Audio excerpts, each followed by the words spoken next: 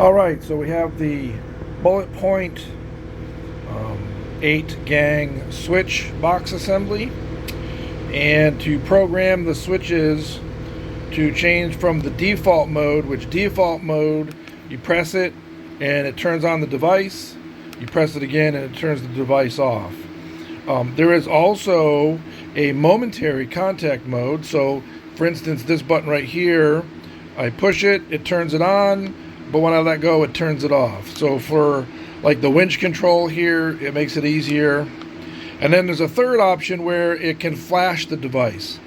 So to program those different button functions, the first thing you have to do is hold the power button until the keyboard starts flashing. Now you'll notice that none of the red LEDs are on. This is kind of like the base mode. If I click the power button again, now this is the momentary mode, and you can see that these two buttons are programmed to be momentary. Now if I push this button, it's going to go back to the default of turning on the device when I push the button and turning off the device when I push the button again.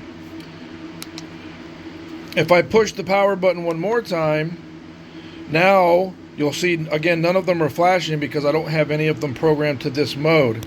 But now if I select a button and it's flashing, now this is the flash mode. So now if I put it back into normal operation, put it back into normal operation by holding the power button. So now this button is in normal mode, so when I push it, it turns on, push again, it turns off. This button is in momentary mode, so it only turns it on as long as I push it. This button is in flash mode, so now when I push this button, it turns the device on and off in a flash. Now to put this button back in normal mode, again I just enter the programming mode.